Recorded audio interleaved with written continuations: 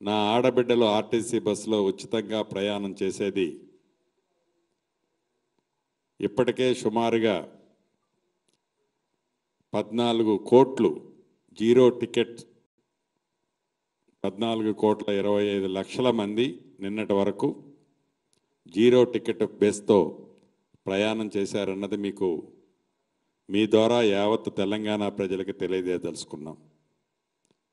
ఈ రెండిటితో పాటుగా మిగతా 4 గ్యారంటీల్లో క్షుణ్ణంగా డిబేట్ చేసి ఈ అసెంబ్లీ సాక్షిగా ఇంకా 2 గ్యారంటీలని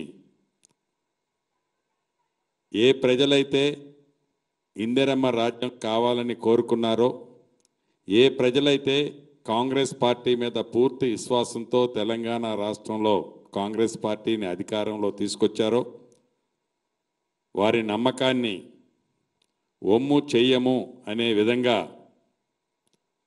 ఏ ప్రతిపక్షాలైతే కాంగ్రెస్ పార్టీ మీద ఇందిరమ్మ రాజ్యం మీద హామీలైతే ఇచ్చారు వాటిని నెరవేర్చరు అని అవాక్కులు చవాక్కులు పేరుతున్నారో వారి నోటికి ప్లాస్టర్ వేసే విధంగా రేపు అసెంబ్లీ సాక్షిగా మరొక 2 గ్యారంటీలని తెలంగాణ ప్రజలకి అందించనున్నాం.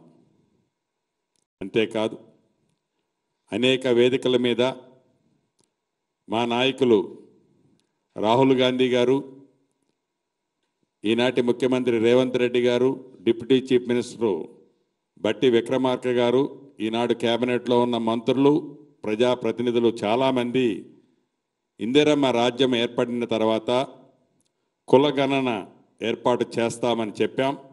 ఈరోజు కేబినెట్లో దాన్ని కూడా ఆమోదించుకోవటం జరిగింది. అంతేకాదు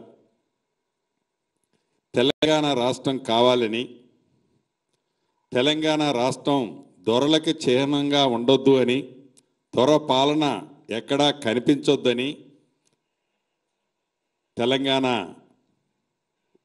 సాంగ్ దగ్గర నుంచి జాతీయ సాంగ్ లాగా తెలంగాణ రాష్ట్ర సాంగ్ దగ్గర నుంచి ప్రతి దానిని తెలంగాణ రాష్ట్రం అద్దం పట్టేలాగా, అంటే తెలంగాణ తల్లి అంటే గత ప్రభుత్వంలో ఒక వ్యక్తిని ఊహించుకునే విధంగా తెలంగాణ తల్లి ఉండేది. చివరికి తెలంగాణ రాష్ట్రానికి కేంద్ర ప్రభుత్వం టీజీ అని ఏదైతే మన రిజిస్ట్రేషన్లో అప్రూవల్ ఇచ్చిందో దాన్ని గత ప్రభుత్వం టీఎస్గా మార్పు చేసింది. కానీ తెలంగాణ రాష్ట్రం టీజీగా ఉండే విధంగా ఈరోజు కేబినెట్లో రాబోయే రోజుల్లో చట్టం ఆల్రెడీ కేబినెట్లో ఆమోదించుకున్నాం. దాన్ని భవిష్యత్తులో టీఎస్ బదులు టీజీగానే ఇక నుంచి తెలంగాణ రాష్ట్రంలో వెహికల్స్ రిజిస్ట్రేషన్లు కానీ ఇతరత్ర ఏదున్నా టీజీగానే ఉండటం జరుగుతుంది. ఇలా అనేక అంశాల మీద రాష్ట్ర కేబినెట్లో క్షుణ్ణంగా పరిశీలన ఆమోదించుకోవటం జరిగింది.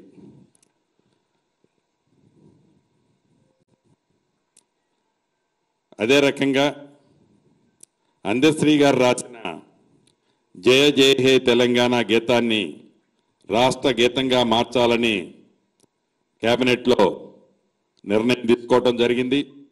తెలంగాణ అధికార చిహ్నాన్ని మార్చాలని తీర్మానించి రాచరిక పాలన గుర్తు లేకుండా మన ప్రాంతం ప్రజల ప్రతిబింబించే కొత్త చిహ్నం రూపకల్పన చేయాలని తీర్మానం చేయడం కూడా జరిగింది. వీటన్నిటినీ అంటే ఏ తెలంగాణ రాష్ట్రం వస్తే తెలంగాణ ప్రజలకి గౌరవం దక్కుద్దో, ఏ తెలంగాణ రాష్ట్రం ఏర్పడితే అభిమానం ఆత్మాభిమానంతో తెలంగాణ ప్రజలు ఉండాలని కోరుకున్నారో అది గడిచిన 10 సంవత్సరాల్లో సాధించుకున్న తెలంగాణలో రాచరపు నడవడికే కనపడింది కానీ పోరాటం చేసి సాధించుకున్న ఆ ప్రతిబింబాలు ఎక్కడా కూడా తెలంగాణ రాష్ట్రంలో మనకి కనిపించలేదు.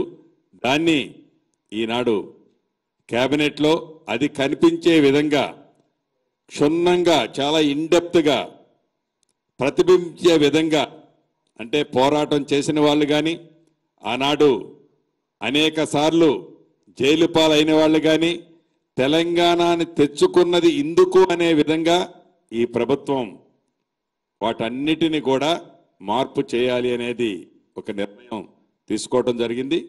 ఆ నిర్ణయాన్ని తప్పకుండా అతి కొద్ది రోజుల్లో ప్రజల ముందుకు పెట్టి కవులు, కళాకారులు, మేధావుల అభిప్రాయాలకు అనుగుణంగా వాటన్నిటినీ, ఆ చిహ్నాలన్నిటినీ మార్పు చేయాలని ఈరోజు కేబినెట్ నిర్ణయం తీసుకుంది. ఇప్పటికే చాలా కాలం అతీతమైంది.